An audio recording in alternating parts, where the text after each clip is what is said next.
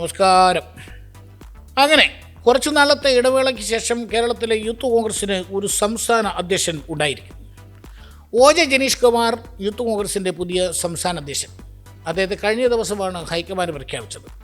Youth കോൺഗ്രസിൻ്റെ അഖിലേന്ത്യാ നേതൃത്വത്തിൻ്റെ തീരുമാനം ജനീഷ് കുമാർ പ്രസിഡൻ്റാകണം എന്നത്.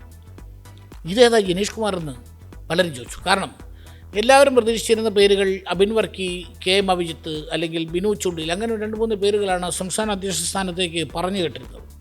ഇതവിടെ നിന്ന് ഇപ്പോൾ ജനീഷ് കുമാർ വന്ന് എന്നായി ചോദ്യം. ഏതായാലും കഴിഞ്ഞ കുറേ കാലമായി ജനീഷ് യൂത്ത് കോൺഗ്രസിൽ വളരെ സജീവമായി പങ്കെടുത്തിരിക്കുന്ന ആളാണ്. ജനീഷിന് ആശംസകൾ. പക്ഷേ ഇവിടെ ഒരു പ്രശ്നം, യൂത്ത് കോൺഗ്രസിൻ്റെ ഒരു രീതി അറിയാമല്ലോ. പ്രത്യേകിച്ച് രാഹുൽ ഗാന്ധി യൂത്ത് കോൺഗ്രസിൽ ജനാധിപത്യം കൊണ്ടുവന്ന ഒരു സമയം, അല്ലെങ്കിൽ ജനാധിപത്യം കൊണ്ടുവന്ന ശേഷം തെരഞ്ഞെടുപ്പിലൂടെയാണ് സംസ്ഥാന അധ്യക്ഷനെ തിരഞ്ഞെടുക്കുന്നത്. അത് യൂത്ത് കോൺഗ്രസിലും KSUവിലും എല്ലാം അങ്ങനെയാണ്. കോൺഗ്രസ് അങ്ങനെയല്ല. നാമനിർദ്ദേശം മേടിക്കും, മത്സരിക്കും. ഏറ്റവും കൂടുതൽ വോട്ട് കിട്ടുന്ന നേതാവ് പ്രസിഡൻ്റാവും. അതിൽ തൊട്ട് താഴെ വോട്ട് കിട്ടുന്ന ആൾ വൈസ് പ്രസിഡൻ്റാവും. അങ്ങനെയാണ് പോസ്റ്റുകൾ തീരുമാനിക്കുന്നത്. രാഹുൽ മാങ്കൂട്ടം യൂത്ത് കോൺഗ്രസിൻ്റെ സംസ്ഥാന പ്രസിഡൻ്റായി നമുക്കറിയാം. 2-2.5 ലക്ഷം വോട്ട് അദ്ദേഹം മേടിച്ചാണ്. ആ തെരഞ്ഞെടുപ്പിനെ കുറിച്ച് തന്നെ വ്യാപകമായ പരാതിയുണ്ട്. കോൺഗ്രസ്സുകാർ മാത്രമല്ല, BJPക്കാരും യുവമോർച്ചക്കാരും DYFIക്കാരും വരെ വോട്ടർമാരുടെ പട്ടികയിലുണ്ടായിരുന്നുള്ള പരാതി, വ്യാജ വോട്ടർ പട്ടിക, വ്യാജ വോട്ടേഴ്സ് കാർഡ്, അതൊക്കെ വേറെ ഒരു സൈഡിൽ നിൽക്കട്ടെ. ഏതായാലും രാഹുൽ മാങ്കൂട്ടം സംസ്ഥാന പ്രസിഡൻ്റായി. രണ്ടാമത് 1,70,000 വോട്ട് മേടിച്ച അബിൻ വർക്കി സംസ്ഥാന വൈസ് പ്രസിഡൻ്റായി. രാഹുൽ മാങ്കൂട്ടത്തിൻ്റെ പിന്നിൽ ശക്തനായി അബിൻ വർക്കി നിന്നു. എല്ലാത്തരം പിന്തുണയും നൽകി. സമരങ്ങൾക്ക്, ബാക്കി കാര്യങ്ങൾക്കല്ല, സമരങ്ങൾക്ക് എല്ലാത്തരം പിന്തുണയും അബിൻ വർക്കി നൽകി. വളരെ ശക്തമായി കമ്മിറ്റി മുമ്പോട്ട് പോയിക്കൊണ്ടിരിക്കുമ്പോഴാണ് രാഹുൽ മാങ്കൂട്ടം പ്രസിഡന്റ് സ്ഥാനത്ത് നിന്ന് പുറത്താകുന്നത്. പുറത്താകാനിടയായ സാഹചര്യവും കാര്യകാരണങ്ങളുമൊക്കെ നമുക്കറിയാം. അന്ന് തന്നെ രാഹുൽ മാങ്കൂട്ടത്തിനുണ്ട് പണിയത് അബിൻ വർക്കിയാണെന്നുള്ള വിമർശനം യൂത്ത് കോൺഗ്രസിൽ പലരും അങ്ങനെ പറയുണ്ടായി. അവന് വൈസ് പ്രസിഡൻ്റ് ആവാൻ പറ്റാത്തതിൻ്റെ കേന്ദ്രയാണ് എന്നൊക്കെ പലരും പറഞ്ഞു. പക്ഷേ അതിലൊന്നും കാര്യമൊന്നുമില്ല. അബിൻ വർക്കി അച്ചടക്കമുള്ള യൂത്ത് കോൺഗ്രസ്സുകാരനായും പാർട്ടി പ്രവർത്തകനായും ഒക്കെ മുന്നോട്ട് പോയ കാഴ്ചയാണ് നമ്മൾ കണ്ടത്. പ്രത്യേകിച്ച് ടെലിവിഷൻ ചർച്ചകളിലെല്ലാം കോൺഗ്രസിൻ്റെ പരിചിത മുഖം, വീരോടെ കോൺഗ്രസിന് വേണ്ടി വാദിക്കുന്ന മുഖമായിരുന്നു അബിൻ വർക്കി. സ്വാഭാവികമായും പ്രസിഡൻ്റിൻ്റെ അഭാവത്തിൽ താൻ പ്രസിഡൻ്റാകും, അല്ലെങ്കിൽ താനാണ് പ്രസിഡൻ്റ് ആകേണ്ടത് എന്ന് അബിൻ വർക്കി വിശ്വസിച്ചു. അബിൻ വർക്കി മാത്രമല്ല, കോൺഗ്രസിനും യൂത്ത് കോൺഗ്രസിനും ഒരുപാട് പേർ അങ്ങനെ വിശ്വസിച്ചവരാണ്. അതായിരുന്നു ഒരു തരത്തിൽ ന്യായവും. കൂടുതൽ വോട്ട് മേടിച്ച ആൾ പ്രസിഡന്റ് സ്ഥാനം അദ്ദേഹത്തിൻ്റെ കയ്യിരിപ്പുണ്ട്. അദ്ദേഹം പുറത്താകുമ്പോൾ തൊട്ടു പിറകിലുള്ളയാൾ, വളരെ സജീവമായി സംഘടനയിൽ നിൽക്കുന്ന ഒരാൾ, അദ്ദേഹമായിരുന്നു പ്രസിഡൻ്റ് ആകേണ്ടത് എന്ന അഭിപ്രായമായിരുന്നു പൊതുവെ എല്ലാവർക്കും ഉണ്ടായിരുന്നത്. പക്ഷേ അങ്ങനെ ഉണ്ടായില്ല. അത് ഉണ്ടാവാതിരിക്കാനുള്ള കാരണം എന്തെന്ന് ചോദിച്ചാൽ വേറെ ഒരു കാരണവുമില്ല.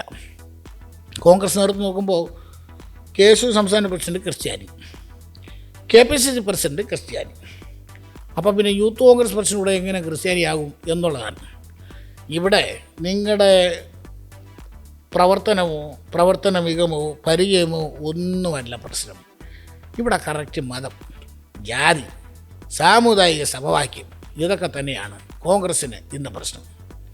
KPCC അധ്യക്ഷനെ തപ്പിയപ്പോഴുള്ള കഥ നമുക്കറിയാമല്ലോ. ക്രിസ്ത്യാനി വേണം എന്നായിരുന്നു മേളിൽ നിന്നുള്ള നിർദ്ദേശം.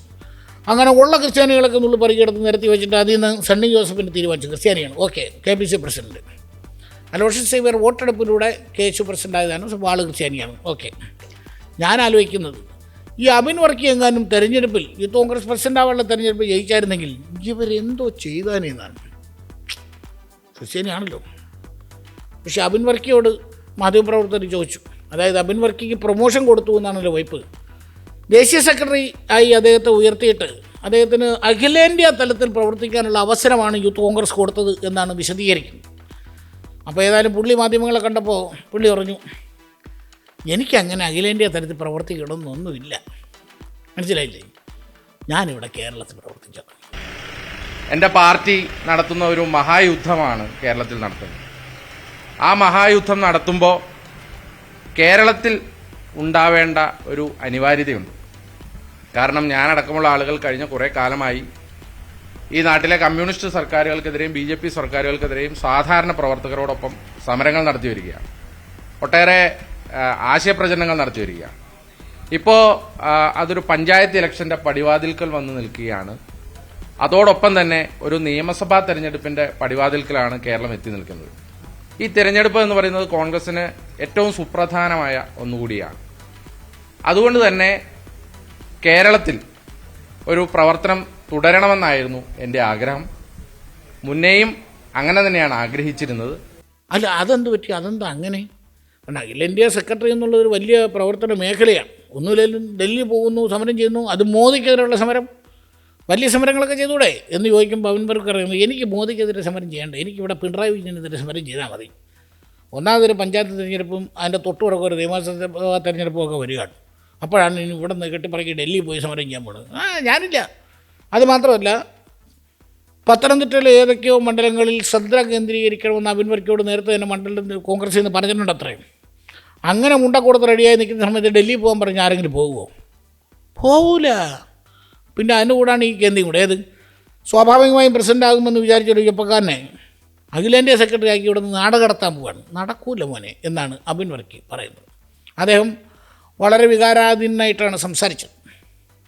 മുറിച്ചാൽ 3 കളർ രക്തം പുറത്തുനിന്ന് വരുന്ന അത്രയും കോൺഗ്രസ്സുകാരനാണ്. അതുകൊണ്ട് പാർട്ടിയെ ഒരു തരത്തിലും അദ്ദേഹം ധിക്കരിക്കില്ല. പക്ഷെ പാർട്ടിയോട് അഭ്യർത്ഥിച്ചിട്ടുണ്ട്, ഞാനിവിടെ നിൽക്കും, എന്നെ ഇവിടെ നിർത്തണം, നിർത്തിയേ പറ്റൂ എന്ന്. സ്വാഭാവികമായും അബിൻ വർക്കിയോട് ആ ചോദ്യം ഉയർന്നു. ഏത് ക്രിസ്ത്യാനി ആയതുകൊണ്ടാണോ ഈ പണി കിട്ടിയത് എന്ന ചോദ്യം.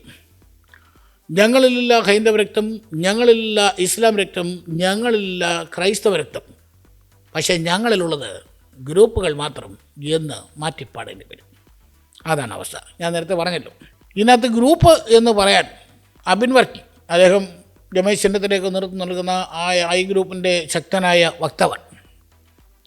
അങ്ങനെ നോക്കുമ്പോൾ ഐ ഗ്രൂപ്പിന് ഈ സ്ഥാനനഷ്ടം, യൂത്ത് കോൺഗ്രസ് സംസ്ഥാന അധ്യക്ഷ പദവി കയ്യിൽ നിന്ന് പോയത് കനത്ത നഷ്ടമാണ്. അത് നഷ്ടമാണെന്ന് പറയുന്ന ചുരുക്കം പേരെങ്കിലും കോൺഗ്രസിനകത്തുണ്ട്. അബിൻ വർക്കി തീർച്ചയായിട്ടും ആ സ്ഥാനത്തിന് യോഗ്യനാണ്, അർഹതയുള്ള ആളാണ്.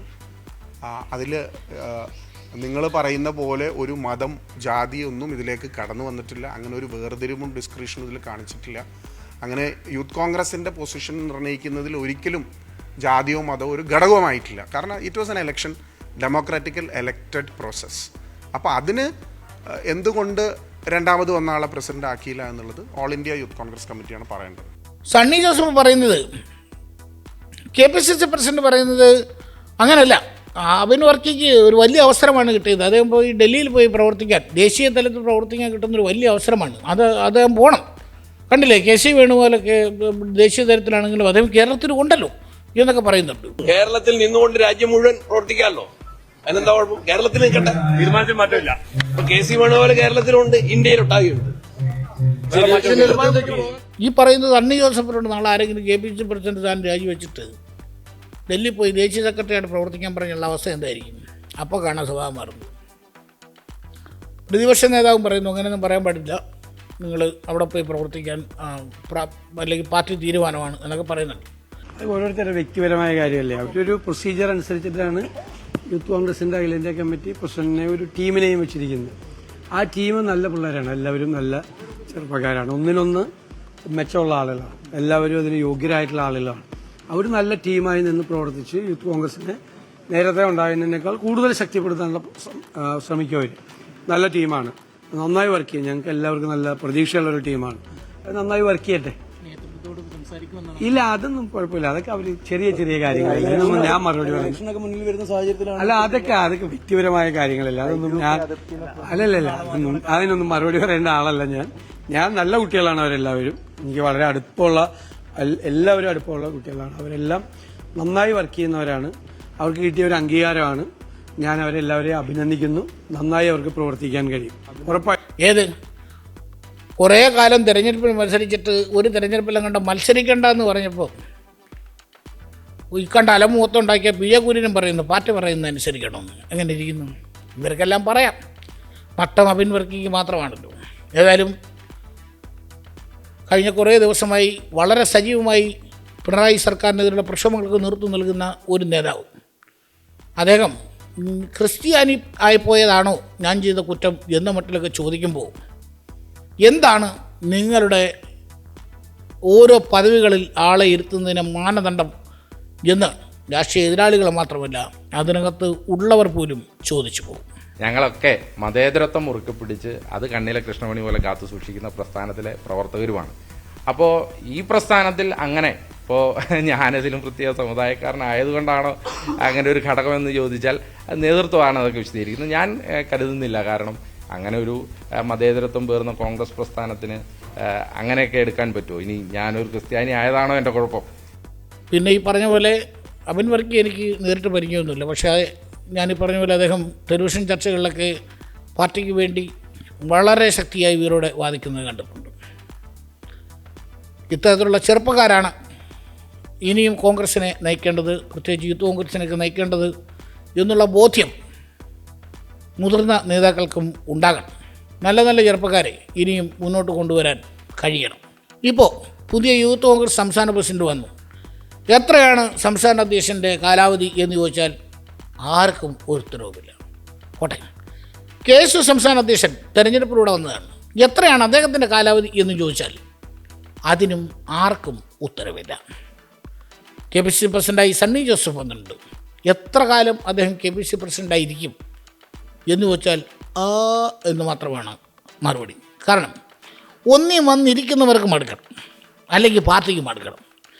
ഇത് രണ്ടിലൊന്നും സംഭവിക്കാതെ അവർ കസേരയിൽ നിന്ന് മാറുന്ന പ്രശ്നമില്ല. അതാണ്. അപ്പം പിന്നെ ഒരു യൂത്ത് കോൺഗ്രസ് സംസ്ഥാന പ്രസിഡൻ്റൊക്കെ ആയിട്ട് ഇനി അവൻ പോയിട്ട് ഞാൻ ഇരിക്കാമെന്നൊക്കെ ആലോചിച്ചാൽ അവിടെ ഇരുന്ന് ജീയത്തേ ഉള്ളൂ എന്ന് അബിൻ വർക്കിക്കും അറിയാം, ഈ കാണുന്ന സകല മനുഷ്യർക്കും അറിയാം. പിന്നെ വെറുതെ ഒരു ആശ്വാസവാക്ക് പറയുന്നു എന്നല്ലാതെ. ഏതായാലും പുതിയ കമ്മിറ്റിക്കും അബിൻ വർക്കിക്കും എല്ലാവർക്കും ആശംസകൾ.